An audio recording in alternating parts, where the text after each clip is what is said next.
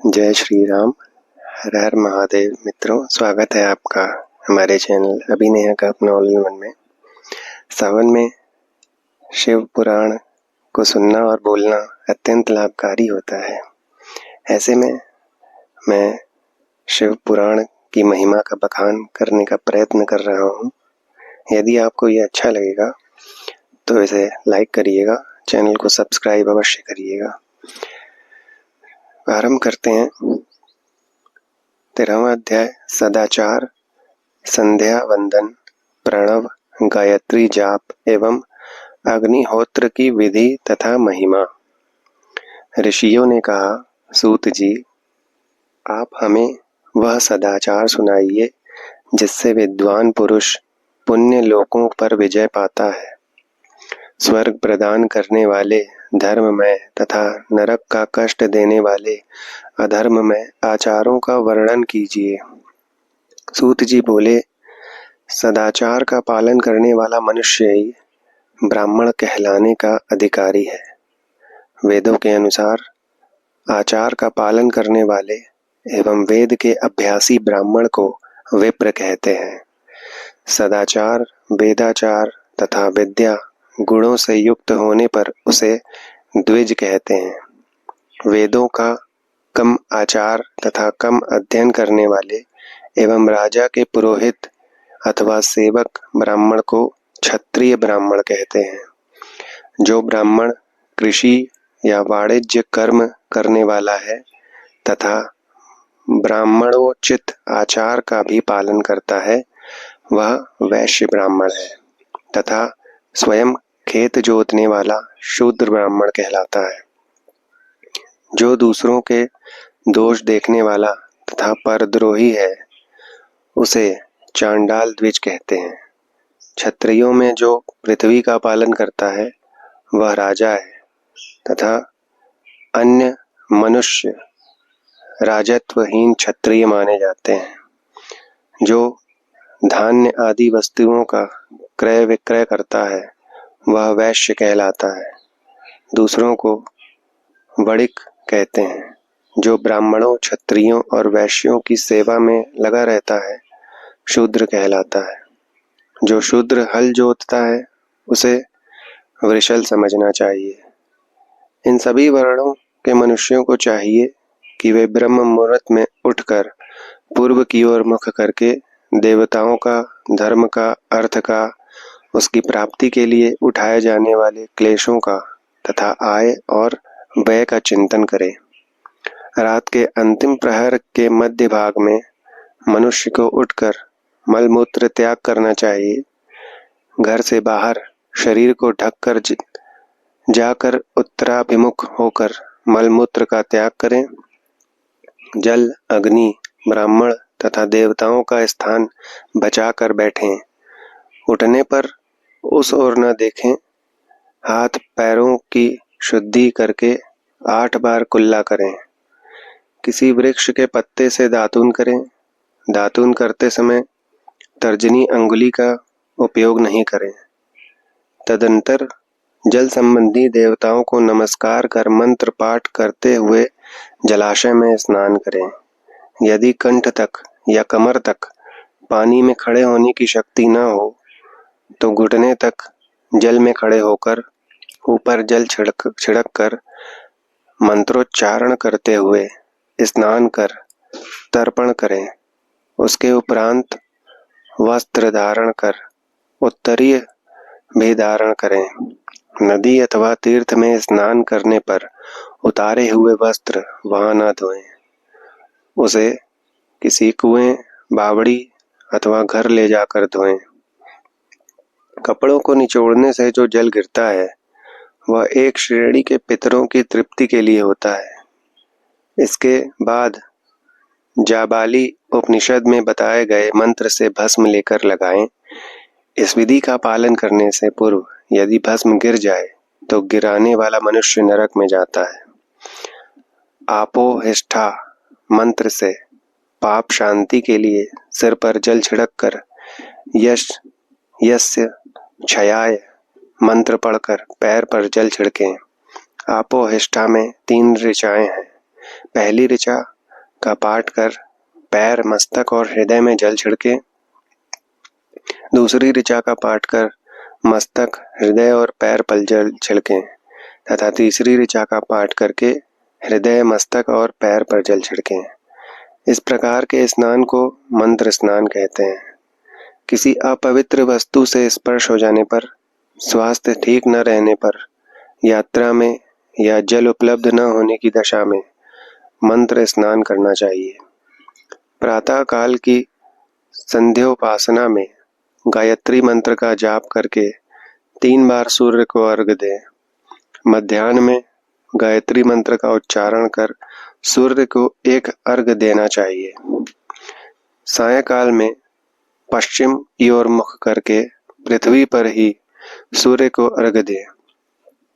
सायंकाल में सूर्यास्त से 2 घड़ी पहले की गई संध्या का कोई महत्व नहीं होता।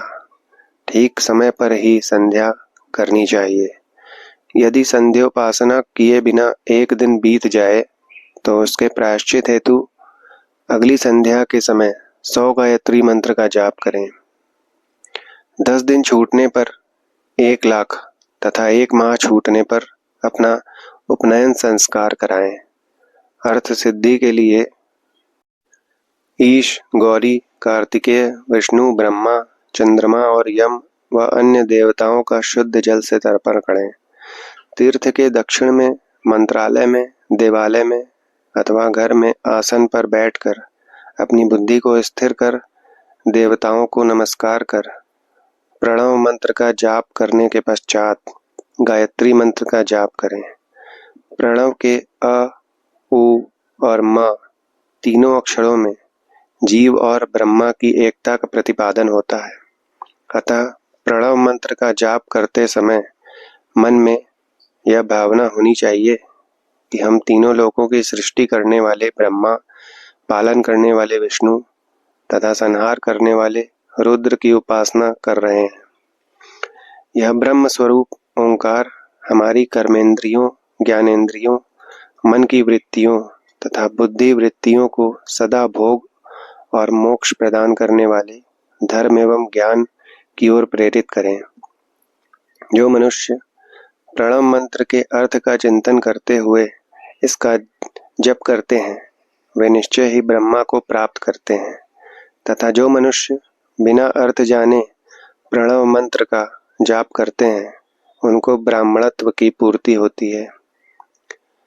इस हेतु श्रेष्ठ ब्राह्मण को प्रतिदिन प्रातः काल 1 सहस्र गायत्री मंत्र का जाप करना चाहिए। मध्याह्न में 100 बार तथा सायं 28 बार जाप करें। अन्य वर्णों के मनुष्यों को सामर्थ्य के अनुसार जाप करना चाहिए। हमारे शरीर के भीतर मूलाधार, स्वाधिष्ठान, मणिधूर, अनाहत, आज्ञा और सहस्रार नामक 6 चक्र हैं। इन चक्रों में क्रमशः विद्वेश्वर, ब्रह्मा, विष्णु, ईश, जीवात्मा और परमेश्वर स्थित हैं। सद्भावना पूर्वक श्वास के साथ सोहम का जाप करें। सहस्र बार किया गया जाप ब्रह्मलोक प्रदान करने वाला है। 100 बार किए जप से इंद्र पद की प्राप्ति होती है। आत्मरक्षा के लिए जो मनुष्य अल्प मात्रा में इसका जाप करता है वह ब्राह्मण कुल में जन्म लेता है। 12 लाख गायत्री मंत्र का जाप करने वाला मनुष्य ब्राह्मण कहा जाता है। जिस ब्राह्मण ने 1 लाख गायत्री का भी जप न किया हो उसे वैदिक कार्यों में न लगाएं। यदि एक दिन उल्लंघन हो जाए तो अगले दिन उसके बदले में उतने अधिक मंत्रों का जाप करना चाहिए। ऐसा करने से दोषों की शांति होती है, धर्म से अर्थ की प्राप्ति होती है, अर्थ से भोग सुलभ होता है, भोग से वैराग्य की संभावना होती है, धर्म पूर्वक उपार्जित धन से भोग प्राप्त होता है, उससे भोगों के प्रति आसक्ति उत्पन्न होती है, मनुष्य धर्म से धन पाता है एवं तपस्याओं से दिव्य रूप प्राप्त करता है। कामनाओं का त्याग करने से अंतःकरण की शुद्धि होती है, उस शुद्धि से ज्ञान का उदय होता है। सतयुग में तप को तथा कलयुग में दान को धर्म का अच्छा साधन माना गया है। सतयुग में ध्यान से, त्रेता में तपस्या से और द्वापर में यज्ञ करने से ज्ञान की सिद्धि होती है, परंतु कलयुग में प्रतिमा की पूजा से ज्ञान लाभ होता है। अधर्म हिंसात्मक और दुख देने वाला है। धर्म से सुख और अभ्युदय की प्राप्ति होती है। दुराचार से दुख तथा सदाचार से सुख मिलता है। अतः भोग और मोक्ष की सिद्धि के लिए धर्म का उपार्जन करना चाहिए।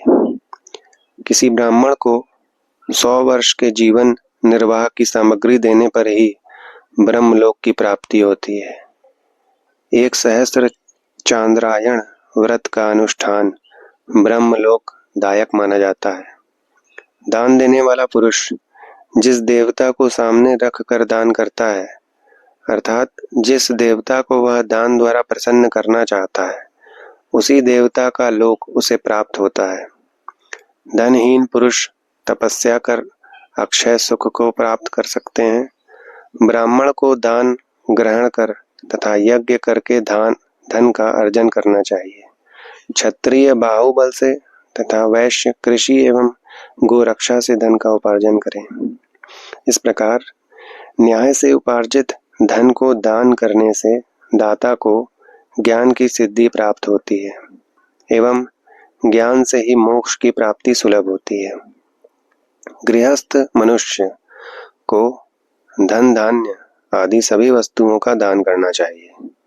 जिसके अन्न को खाकर मनुष्य कथा श्रवण तथा सद्कर्म का पालन करता है, तो उसका आधा फल दाता को मिलता है।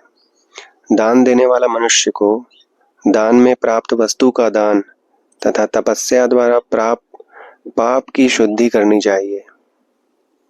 उसे अपने धन के 3 भाग करने चाहिए, एक धर्म के लिए, दूसरा वृद्धि के लिए एवं तीसरा उपभोग के लिए।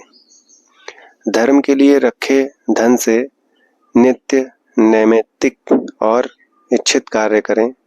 वृद्धि के लिए रखे धन से ऐसा व्यापार करें जिससे धन की प्राप्ति हो तथा उपभोग के धन से पवित्र भोग भोगें।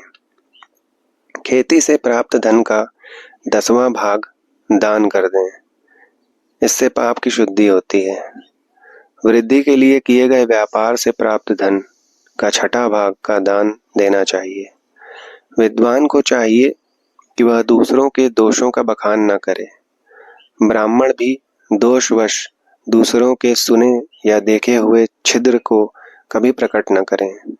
विद्वान पुरुष ऐसी बात न कहें जो समस्त प्राणियों के हृदय में रोष पैदा करने वाली हो। दोनों संध्याओं के समय अग्नि को विधि पूर्वक दी हुई आहुति से संतुष्ट करें।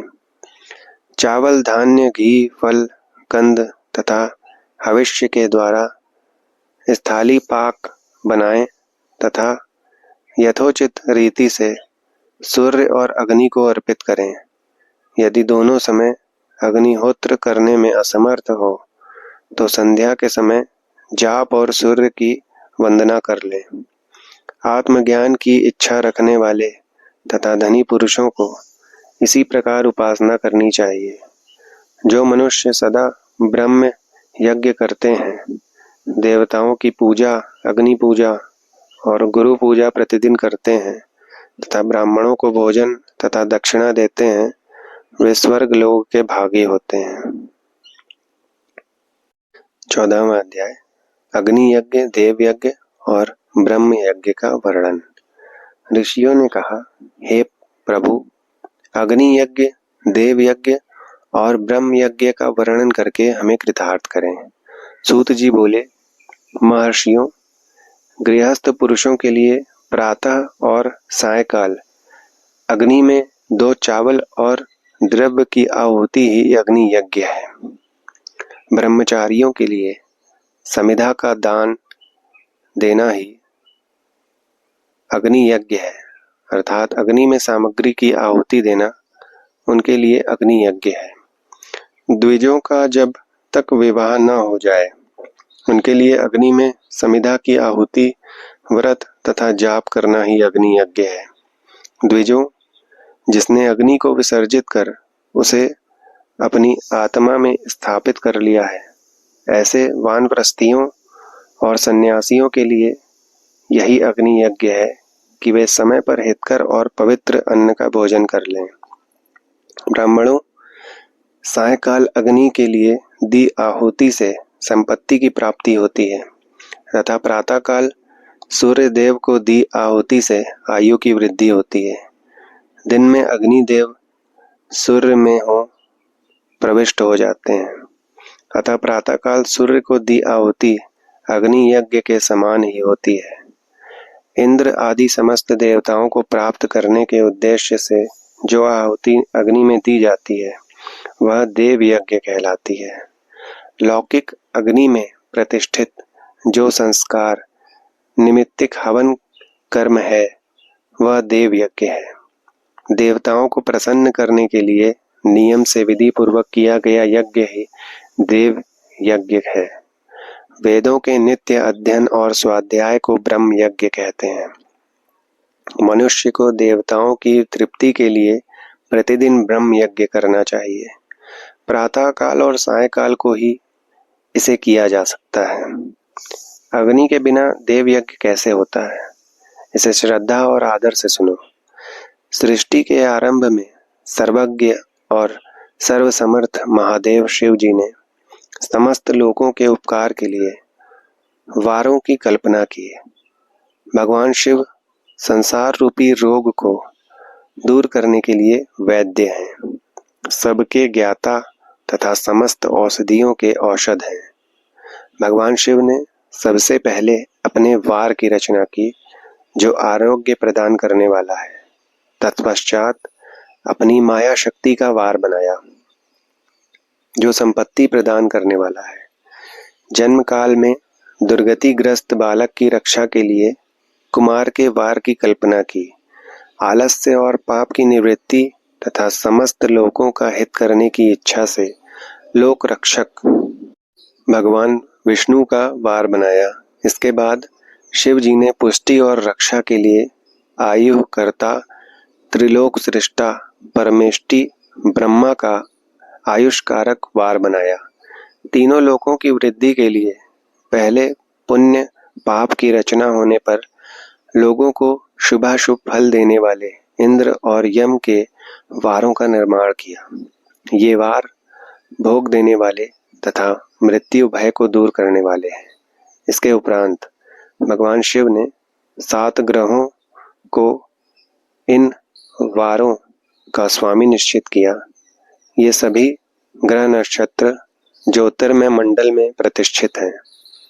शिव के वार के स्वामी सूर्य हैं, शक्ति संबंधी वार के स्वामी सोम, कुमार संबंधी वार के अधिपति मंगल, विष्णु वार के स्वामी बुध, ब्रह्मा जी के वार के स्वामी बृहस्पति, इंद्र वार के स्वामी शुक्र व यम वार के स्वामी शनि हैं। अपने अपने वार में की गई देवताओं की पूजा उनके फलों को देने वाली है। सूर्य आरोग्य और चंद्रमा संपत्ति के दाता हैं। बुध व्याधियों के निवारक तथा बुद्धि प्रदाता है। बृहस्पति आयु की वृद्धि करते हैं, शुक्र भोग देते हैं और शनि मृत्यु का निवारण करते हैं। इन 7 वारों के फल उनके देवताओं के पूजन से प्राप्त होते हैं। अन्य देवताओं की पूजा का फल भी भगवान शिव ही देते हैं। देवताओं की प्रसन्नता के लिए पूजा की 5 पद्धतियां हैं। पहले उन देवताओं के मंत्रों का जाप, दूसरा होम, तीसरा दान, चौथा तप तथा 5वां वेदी पर प्रतिमा में अग्नि अथवा ब्राह्मण के शरीर में विशिष्ट देव की भावना करके 16 उपचारों से पूजा तथा आराधना करना।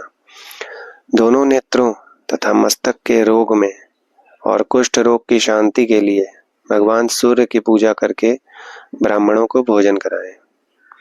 इससे यदि प्रबल प्रारब्ध का निर्माण हो जाए तो जरा एवं रोगों का नाश हो जाता है। इष्ट देव के नाम मंत्रों का जाप वार के अनुसार फल देते हैं। रविवार को सूर्य देव व अन्य देवताओं के लिए तथा अन्य ब्राह्मणों के लिए विशिष्ट वस्तु अर्पित करें।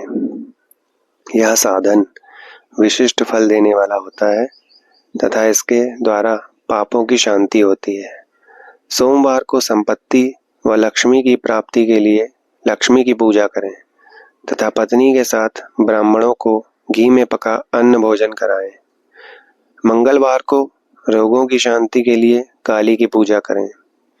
उड़द, मूंग तथा अरहर की दाल से युक्त अन्न का भोजन ब्राह्मणों को कराएं।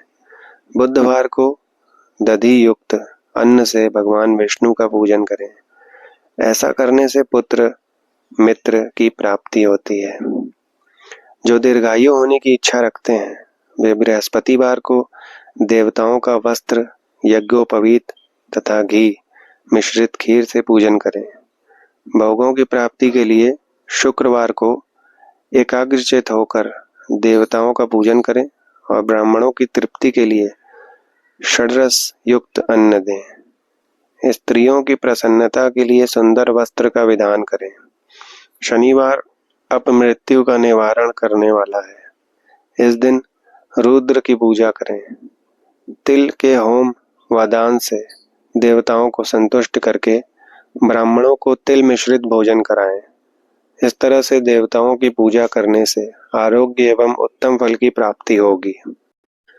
देवताओं के नित्य विशेष पूजन, स्नान, दान, जाप, होम तथा ब्राह्मण तर्पण एवं रवि आदि वारों में विशेष तिथि और नक्षत्रों का योग प्राप्त होने पर विभिन्न देवताओं के पूजन में जगदीश्वर भगवान शिव ही उन देवताओं के रूप में पूजित होकर सब लोगों को आरोग्य फल प्रदान करते हैं।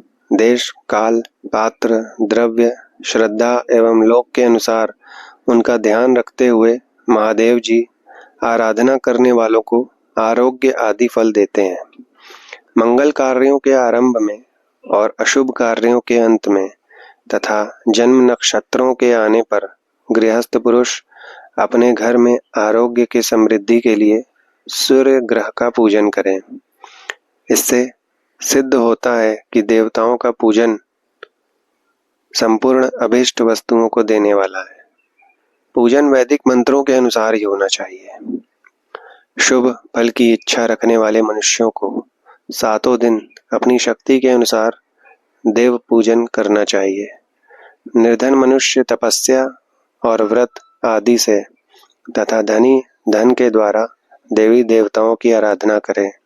जो मनुष्य श्रद्धा पूर्वक इस तरह के धर्म का अनुष्ठान करता है वह पुण्य लोक में अनेक प्रकार के फल भोग कर पुनः इस पृथ्वी पर जन्म ग्रहण करता है। धनवान पुरुष सदा भोग सिद्धि के लिए और मार्ग में वृक्ष लगाकर लोगों के लिए छाया की व्यवस्था करते हैं और उनके लिए कुएं, बावली बनवाकर पानी की व्यवस्था करते हैं। वेद शास्त्रों की प्रतिष्ठा के लिए पाठशाला का निर्माण या अन्य किसी भी प्रकार से धर्म का संग्रह करते हैं और स्वर्ग लोक को प्राप्त होते हैं। समयानुसार पुण्य कर्मों के परिपाक से अंतःकरण शुद्ध होने पर ज्ञान की सिद्धि होती है। द्विजों, इस अध्याय को जो सुनता, पढ़ता अथवा सुनने की व्यवस्था करता है उसे देव यज्ञ का फल प्राप्त होता है। 15वां अध्याय देश, काल, पात्र और दान का विचार। ऋषियों ने कहा, समस्त पदार्थों के ज्ञाताओं में श्रेष्ठ सूत जी हमसे देश, काल और दान का वर्णन करें। देश का वर्णन करते हुए सूत जी बोले, अपने घर में किया देव यज्ञ शुद्ध गृह के फल को देने वाला है। गौशाला का स्थान घर में किए गए देव यज्ञ से 10 गुना, जबकि जलाशय का तट गौशाला से 10 गुना है। एवं जहाँ तुलसी, बेल और पीपल वृक्ष का मूल हो वह स्थान जलाशय तट से भी 10 गुना महत्व देने वाला है। देवालय उससे भी अधिक महत्व रखता है। देवालय से 10 गुना महत्व रखता है तीर्थ भूमि का तट। उससे भी श्रेष्ठ है नदी का किनारा। तथा उसका 10 गुना उत्कृष्ट है तीर्थ नदी का तट। इससे भी अधिक महत्व रखने वाला है सप्त गंगा का तट, जिसमें गंगा, गोदावरी, कावेरी, ताम्रपर्णी, सिंधु, सरयू और रेवा नदियां आती हैं। इससे भी 10 गुना अधिक फल समुद्र का तट और उससे भी 10 गुना अधिक फल पर्वत चोटी पर पूजा करने से होता है। और सबसे अधिक महत्व का स्थान होता है जहां मन रम जाए। काल का वर्णन करते हुए सूत जी बोले, सतयुग में यज्ञ, दान आदि से संपूर्ण फलों की प्राप्ति होती है। त्रेता में तिहाई, द्वापर में आधा, कलयुग में इससे भी फल कम प्राप्त होता है, परंतु शुद्ध हृदय से किया गया पूजन फल देने वाला होता है। इससे 10 गुना फल सूर्य संक्रांति के दिन, उससे 10 गुना अधिक फल तुला और मेष की संक्रांति में तथा चंद्र ग्रहण में उससे भी 10 गुना फल मिलता है। सूर्य ग्रहण में उससे भी 10 गुना अधिक फल प्राप्त होता है।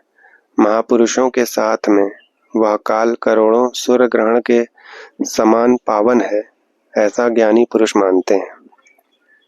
पात्र वर्णन का करते हुए सूत जी बोले, तपोनिष्ठ योगी और ज्ञाननिष्ठ योगी का पूजा के पात्र होते हैं, क्योंकि वे पापों के नाश के कारक होते हैं। जिस ब्राह्मण ने 24 लाख गायत्री मंत्र का जाप कर लिया हो, वह भी पूजा का पात्र है। वह संपूर्ण काल और भोग का दाता है।